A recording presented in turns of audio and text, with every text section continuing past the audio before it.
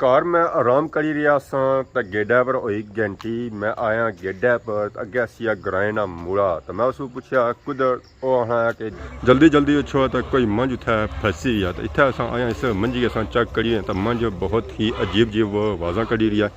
ये पूरी मंझ अंदर गई है बैकड़ा में 2-2.5 घंटे हो गए जी सदर से खलते हैं मंझ की हूँ वाला अलग कुछ नहीं मानत है तो अस आप शोर ना आखी सकते पहले उसने की सूरत हाल चेक की ना या कौन जी बाहर सी है ये इस तरह यानी कि इतने सरुंड दी पहला इतना बाहर थोड़ी जी फेरी टुरी है तो हफकनी पी तो दुआ लेला सटनी मुँह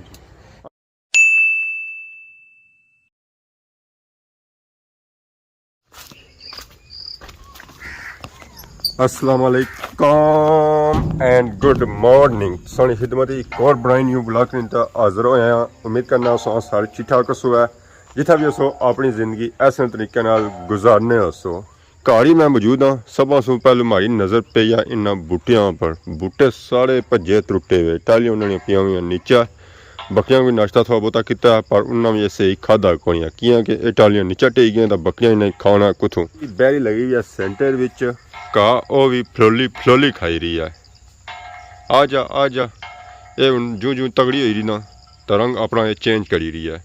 अगर ब्राउन होनी सी तो हूँ काली स्याह होनी जानी है ग्रां चू आवाज़ आई रही असेंगे टक टक टक उत्थे आई रही है बोर तो बोर न माले ही उन्हें कम भी नेरा ही लगा हुआ है पानी निकलने ला उसी अजकल क्योंकि काफ़ी देर हो गए ज़रा उन्होंने ये कम नेरे लाया उसी तो पानी अजकल निकली है खुशखबरी मिलने वाली है कि माशाल्लाह सारे ग्रां नहीं मैंने क्या ही बात है जी खूबसूरत बंगले संगी सारे ग्रां वाले ने नज़र आई रहे सन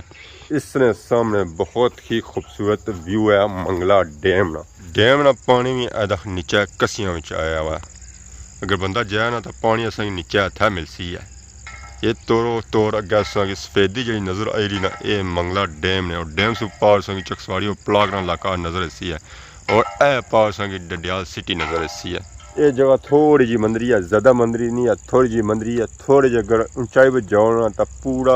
डडियाल भी नज़र अच्छी है डडियाल का इस साइड हो गया बाकी चकसवाड़ी हो गया और मिरपर का तकना आना तो वह इन्ना घराने पिछा सो नज़र अच्छी है इंशाल्लाह बस उस वास्ते थोड़ा जहा चढ़ाई ने उपर जाना पैसी है वाह गाइए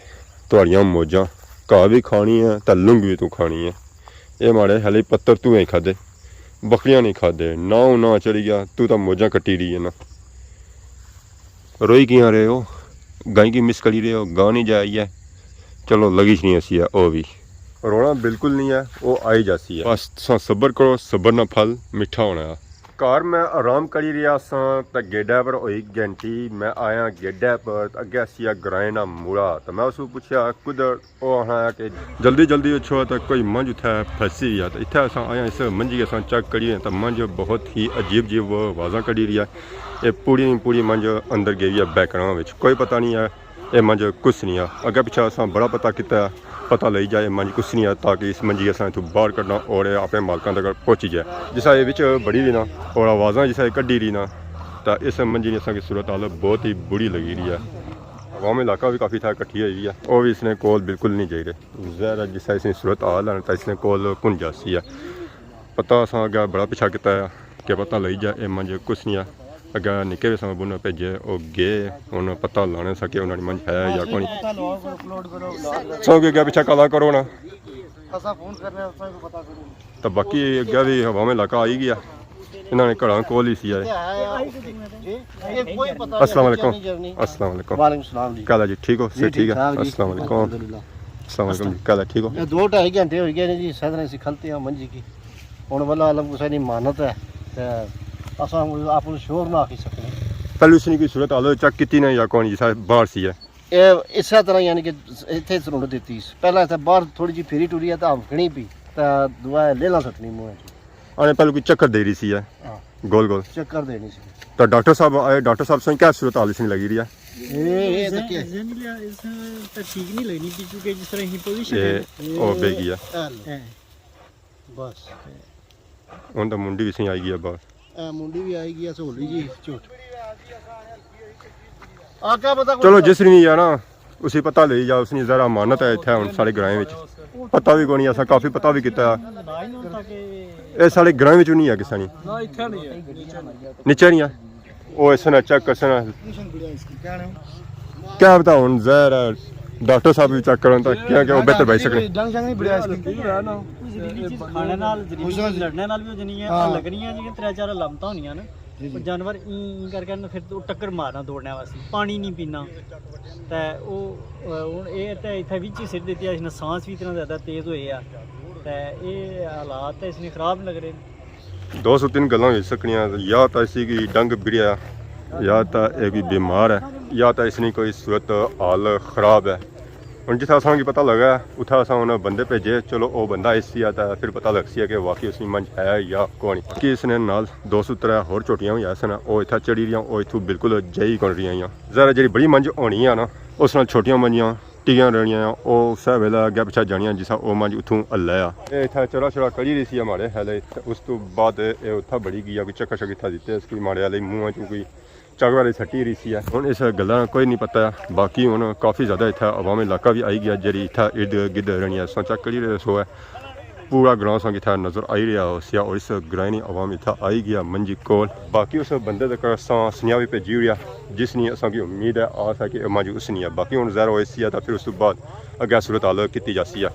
ਚਲੋ ਅੱਲਾ ਬਿਹਤਰ ਹੀ ਕਰੇ ਕਿਉਂਕਿ ਇਹ ਮੰਜ ਨਾਰਮਲੀ ਨਾਰਮਲ 304 ਲੱਖ ਨਹੀਂ ਆ ਅੱਜ ਕੱਲ੍ਹ ਮੈਂ ਛੋਟੇ ਸੇ ਛੋਟਾ ਮਾਲ ਵੀ ਹੋਇਆ ਨਾ ਤਾਂ ਉਹ ਤਕਰੀਬਨ 202.5 ਨਾਰਮਲ ਹੀ ਹੈ ਬਾਕੀ ਇਸ ਤੋਂ ਉੱਪਰ ਸੌ ਚਲੇ ਜਾਓ ਘੱਟ ਨਹੀਂ ਹੋਣਗੇ ਇਹ ਚੈੱਕ ਕਰੀ ਗਏ ਮੰਜੀ ਹੈ ਕਿਆ ਹਰ ਬੰਦਾ ਆਪਣਾ ਆਪਣਾ ਬਈ ਰਿਹਾ ਡਾਕਟਰ ਸਾਹਿਬ ਵੀ ਬਈ ਰਹੇ ਕਿ ਇਹ ਮੰਜ ਬਿਮਾਰ ਨਹੀਂ ਹੈ ਐਸੀ ਕੋਈ ਚੀਜ਼ ਲੜੀ ਗਈ ਹੈ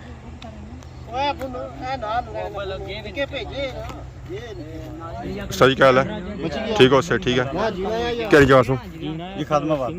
कोई डेरा शेरा रखे उन्हें या हाँ जी डेरा रखे तो क्या बने मंजी नहीं बाज कोई चीज खा गई है कोई चीज़ खाई गया ਜਾਂ ਕੋਈ ਕੋਈ ਲੜ ਗਈ ਹੈ ਮਾਜ ਨੂੰ ਕੀੜਾ ਕੋ ਲੜ ਗਈ ਹੈ ਦੋ ਹੀ ਗੱਲਾਂ ਨੇ ਦੋ ਹੀ ਗੱਲਾਂ ਨੇ ਮਾਜ ਹਲਕੀ ਨਹੀਂ अच्छा ठीक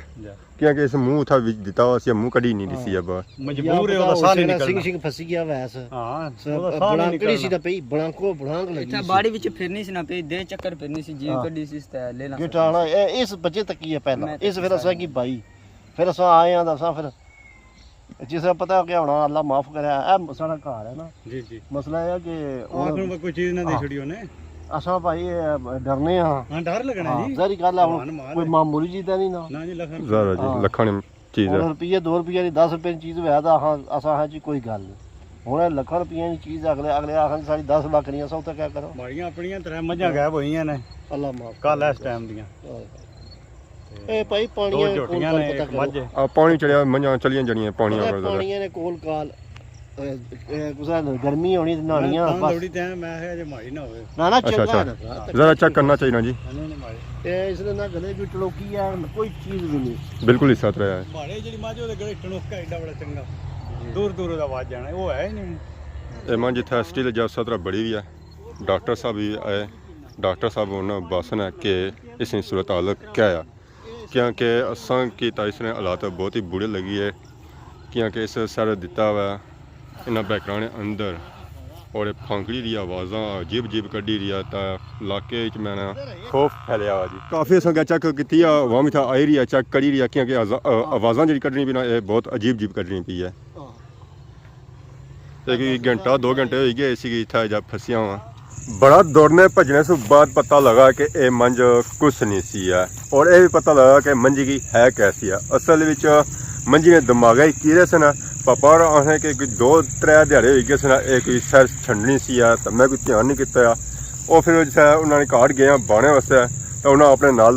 इंजैक्शन आंदा सी कोई इंजैक्शन वाला लैन तो उस बाद मंज उठी ना तो गई थी है तो सारे साह विच साह पिया मैं कि चलो मंज उठी आए इथों चूड़ी खलती है मंज बिल्कुल ठीक सी बस वो मंजी पर कोई ध्यान नहीं दे सके तो असा भी ऐसा कि अपने सब माल डंगर खोलने होना उन्होंने पर थोड़ा ध्यान दे ही रहा करो माल अगर कोई मसला करना तो उसी घर बननी रो है ज़ाहिर है कि और घर सारी निगरानी में चौसन है तो बाकी माला डंगर बहुत ख्याल रखो है माल ज़ाहिर खुला होना लोग महीना महीना तकने ही कोनी है ये कौन पता कि माला साढ़े नाल होना क्या कई दफा महीना महीना डेमा टिके रहने तो अच्छा लड़ने बचने तो मंझा लभनियां भी कोनियां उस तो बाद लोगों ने फसलें जाने ज़रा लोग भी अग्गे सू अग्गे करी उन्ने ज़ाहिर साढ़े इलाके विच बाजरा मक्क को रननी है पर और इलाकों में बाजरा और मक्क रननी तो है ना ये वीडियो इस वजह से बनाई सी है कि चलो है कि मालूमात हो जाए इस मंजी है क्या क्योंकि मंज पछाणने चचनी कौन सी है और कुछ नहीं है ये भी कोई पछाने च अच्छी सी और मंजी मसला क्या ये पछाने च कौन अच्छा सी क्योंकि अवाम सारी गाँव वाली काफ़ी ज़्यादा परेशान सी कि मंजी पता नहीं क्या हो गया और ज़ाहिर वो कुछ कर भी नहीं सकने सुना क्योंकि माल बड़ा कीमती है अगर किसी मत्था ले गया तो ज़ाहिर उसी की भी नुकसान है बाकी अगर आज की वीडियो दौरान किसी किस्म की गलती बताई गई तो माफ़ किया तो बहुत जल्द सारी खिदमत की नवी वीडियो हाजिर से तब तक दसो इजाज़त ईमान अल्लाह खुदा हाफिज़।